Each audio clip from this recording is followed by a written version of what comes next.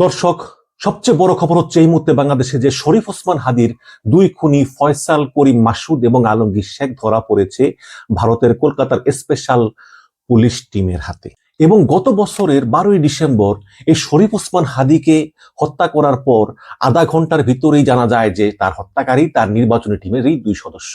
কিন্তু তারপর এদেরকে ধরা যায়নি, তারা ভারতে পালিয়ে গিয়েছে। এবং ইউনূস সরকার একাধিকবার ভারতকে বলেছিল যে এই খুনিরা কিন্তু পালিয়ে আছে ভারতে, কিন্তু ভারত সরকার অস্বীকার করেছিল। অথচ আমরা জানি যে এই দুইজন খুনি তারা ভারতে ঢোকার পরই তাদেরকে গ্রেপ্তার করা হয়েছিল, কিন্তু তাদেরকে গ্রেপ্তার করে গোপন রাখা হয়, বাংলাদেশের কাছে স্বীকার করা হয় না। কেন স্বীকার করা হয়নি সেটা ভারতই বলতে পারবে। কিন্তু তারপর আমরা দেখলাম যে 2 দিন আগে একটা গ্রেপ্তারের নাটক সাজিয়ে ভারত বলল যে আমরা এই দুই খুনিকে গ্রেপ্তার করেছি। ভারতের বনগাঁ সীমান্ত থেকে তারা গোপনে চেষ্টা করেছে বাংলাদেশে প্রবেশ করার। এবং আপনারা জানেন যে শরীফ ওসমান হাদি 17ই ডিসেম্বর তিনি সিঙ্গাপুরের জেনারেল হাসপাতালে মারা যাওয়ার পরে বাংলাদেশে একটা ব্যাপক ধ্বংসযজ্ঞ চলে।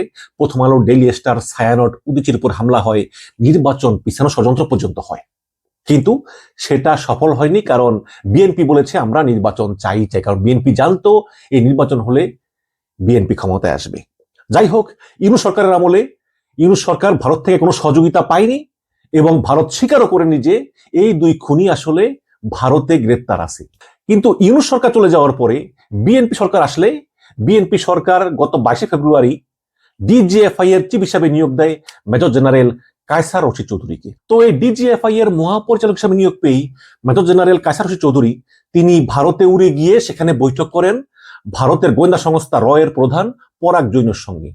এবং সেই বৈঠকের পরই ভারতীয় পুলিশ ঘোষণা দেয় যে এই দুই হত্যাকারী তাদের কাছেই আটক রয়েছে এবং অলরেডি বাংলাদেশ সরকার এই দুই হত্যাকারীকে ফেরত আনার জন্য কনসুলার অ্যাক্সেস চেয়েছে। সুতরাং আমরা মনে করতেই পারি যে এই দুই হত্যাকারী ফয়সাল করিম মাসুদ এবং আলমগীর শেখ তাদেরকে খুব শীঘ্রই বাংলাদেশে ফেরত আনা হবে। এবং আমরা এও জানতে পারলাম যে এক রুবেল আহমেদ, এই রুবেল আহমেদকে 2025 সালের 15ই জানুয়ারি গ্রেপ্তার করা হয়, কারণ এই রুবেল কলকাতায় আওয়ামী লীগের সঙ্গে ভার্চুয়ালি যুক্ত ছিল।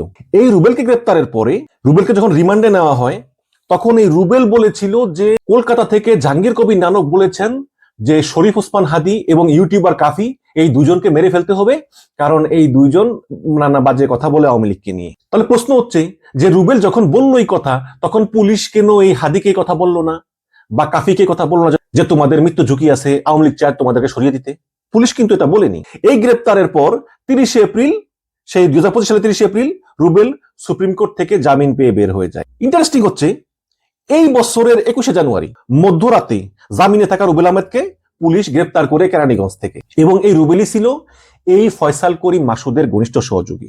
এখন এই রুবেলকে নতুন করে রিমান্ডে যে পুলিশ আবেদন করলে সে বলে যে হ্যাঁ, এই ইউটিউবার কাফিকে এবং ওসমান হাদিকে শেষ করার নির্দেশ দেয় ভারতে পলাতক জাহাঙ্গীর কবির নানকের ব্যক্তিগত সহকারী বিপ্লব।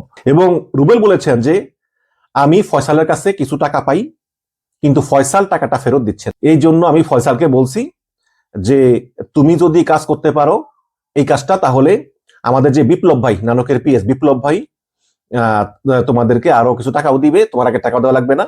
এটা হচ্ছে হাদিকে দুনিয়া থেকে সরিয়ে দেওয়া। এইসব কিন্তু জবানবন্দিতে রুবেল বিস্তারিত উল্লেখ করেছে। এখন এই রুবেল আসলে কাদের মাধ্যমে কাজ করছিল, কাদের থেকে নির্দেশ পেয়েছিল, সেখানে কি জাহাঙ্গীর কবির নানক জড়িত নাকি বা তার পিএস জড়িত নাকি সেখানে আরো রাঘববোয়াল আছে, এইসব আসলে তদন্তে বের হয়ে আসবে বলে আমার ধারণা। এবং আমি আহ্বান জানাই বিএনপি সরকারের কাছে যে এই বহুল আলোচিত ওসমান হাদি হত্যাকাণ্ডের যে রহস্য সেটা সম্পূর্ণভাবে উন্মোচন করে জনগণের সামনে প্রকাশ করতেই হবে, এর কোনো বিকল্প নেই। ধন্যবাদ।